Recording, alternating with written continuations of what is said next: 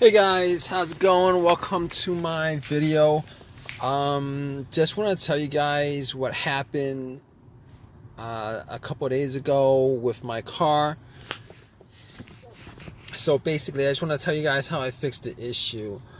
Okay, so basically, I was at a McDonald's getting food, parked my car, turned it off, parked my car, went to get some food, came about 15-20 minutes later, and try to start it. It would crank up, but it wouldn't turn over. Now, I cranked it a couple of times, and it still didn't turn over, and what I did was I shifted the shifter a couple of times and pretty much, did a couple of things as far as trying to start it with the usual stuff that you guys do when you try to start the car. Try to press the accelerator, thought maybe it was an issue with any one of those things, but it wasn't. So fine, wasn't able to start it after, let me see, three or four tries. I would crank each and every time, but it wouldn't start up. So basically what I did was I turned on my headlights, and I went out and turn on my headlights just to check out the battery, just to see whether the batteries were good or not. If the batteries were good, the headlights would be bright. Now the headlights were bright, very, very bright, and I was hoping that it was something to do with the battery or something simple, because I don't want to spend money or time on a big fix on the car. So basically, I turned on the lights, went out, checked it out. It was very bright, so I assumed that it wasn't the battery. Next thing I did was I opened up the hood up, see if there was anything amiss under the hood, and check the cables to the battery, made sure that there was no corrosion or anything like that, and there was no corrosion. Now, I did change the battery about 6 months ago. I didn't think it was a battery issue, but just to make sure, I had a booster pack on me, got a booster pack, popped it on, and try to start it, turn over. It wouldn't turn over, just crank, it wouldn't turn over. So at that point, I was very at that point I knew a couple of things. All right, I knew it wasn't the battery, because my booster pack was close to 100%. Didn't use it after I charged it up about a month ago, so it was at 100%. I tried to turn on, it did not turn on, it did not turn on, it did not turn over, it cranked, it did not turn over. But I could rule out a couple of things after that. I could rule out the battery being the problem. I could rule out the alternator being the problem, but I didn't think it was the alternator to begin with. I ruled out the alternator anyway, because normally if it was the alternator, your car would have died on the road while the engine was on, because the alternator wouldn't be charging the battery, and then the battery would die, and then your car would die. But putting cables onto the battery would have jump started the car, and then once you take it off, the car would die. Okay, good enough. All right, didn't think it was the battery. Ruled out the battery, ruled out the alternator, ruled out, and here's the thing, I also ruled out the ground wire, because sometimes if the ground wire is it's either loose or not grounded to the frame properly, where rust is in the way, debris or something like that, it would cause a bad connection, and that would cause sometimes it would cause to crank but not start. But normally in those situations, the weak connection would cause the car to slow crank and not start. But the thing about it is, the car cranked up very strong each and every time. So I didn't think it was the ground wire, but I double checked anyway, just in case. If you guys don't know what the ground wire is, the ground wire is the wire, the negative cable of your, that connects to your battery. Normally that cable connects to the frame of your car. You guys can trace it to the frame to see whether there's any kind of rust around where it's bolted on. But I didn't see any amount of evidence that there was, that it was obstructing any kind of electricity, on the electrical connection. So basically, I could rule out the ground wire, the battery, the alternator, and on top of that, I thought to myself, well, here's the thing. There was no check engine light. There was no check engine light on the dash. So basically, because there was no check engine light, I could probably, at that point, I was ruling out like everything else that had a sensor that could be causing this issue. Basically, if there was a check engine light, I might, obviously I have an OBD2. I would have, I did actually put in the OBD2. But let me just tell you guys what happened. All right, there was no check engine light. I haven't had a check engine light on this vehicle for the longest time. There was no check engine light when before this started. So what I did was, okay, there's no check engine light. So everything that has a sensor connected to it, the mass airflow sensor, the throttle position sensor, the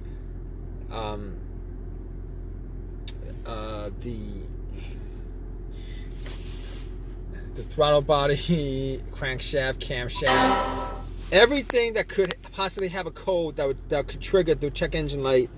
I pretty much ruled that out. But I have a $20 OBD2 reader that I bought from Walmart. You guys don't know what that is. It's a very cheap OBD2 that I got from Walmart in the auto section. Popped it in. Another thing that could cause it is if there was some kind of connection issue between the car's computer and the car itself, the car's ECM, which is the car's computer. So I plugged it in just to make sure that's not the case. So if the scanner scans everything, gives you a readout on the screen, that pretty much means that there is a connection from the car to the computer, because if there wasn't, the OBD2 would not be reading it. It would tell you that it would stop at some point, tell you that it could not finish the analysis. But it finished the analysis. It gave me no codes whatsoever. Went through everything. So basically, I pretty much ruled out all those other causes that possibly could cause it. Mass airflow sensor, camshaft, crankshaft, throttle position sensor, anything else that could cause it. I pretty much ruled those out as a result of there not being a check engine light on the dash itself. Ruled it all out. Okay, so also ruled out the computer having issues with connecting to the car, where it would just crank up but nothing else would happen as far as firing it up and stuff like that. So ruled out all those things.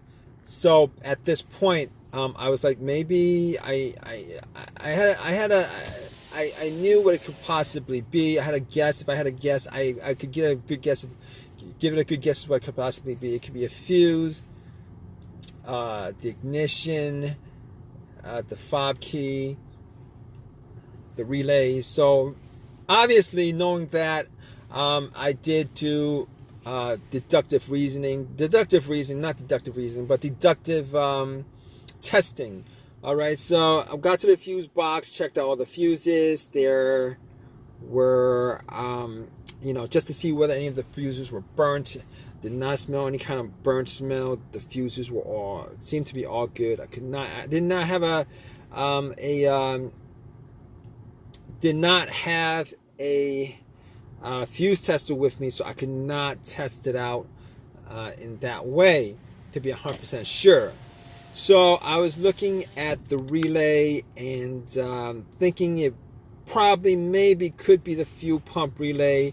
But before I did that, I did a little test on a fuel pump before I even got to the fuses and relays. Okay, so basically what I did was I tried to listen to hear whether I could hear some kind of whizzing sound. Okay, basically before your car starts, it primes the fuel pump from the fuel tank, and normally you would be able to hear a whizzing sound. But normally what happens is you would turn the car to the on position, which is what I did, and somebody else would be outside right next to the gas cap, and when you turn it to the on position without cranking, you'll be listening to whether you hear any kind of noise or sound or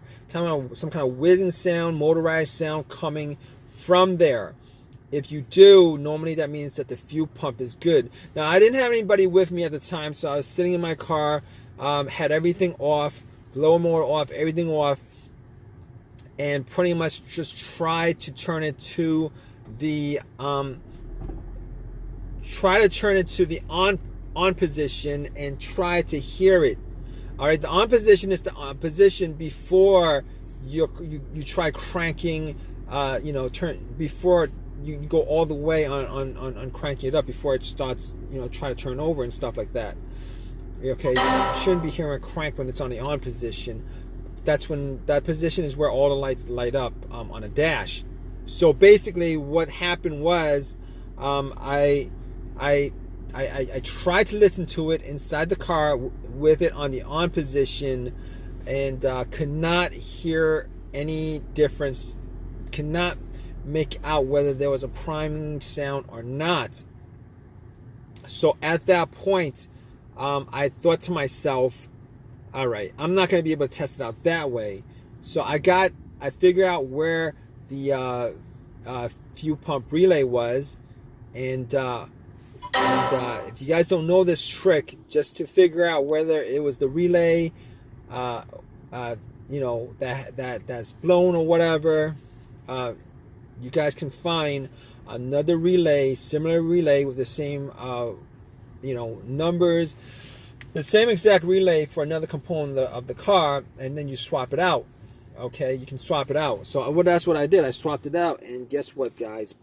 Bam! It actually turned on, cranked, turned over, and as soon as it turned over, I knew it was the relay that was the problem. As soon as it turned over. So at that point, obviously, I found out the culprit of the problem. Was able to drive to AutoZone. Got the relay, swapped it back to the whatever the component that old relay was, and then put a new relay for the fuel pump, and it cranked up. It just cranked up. It's good.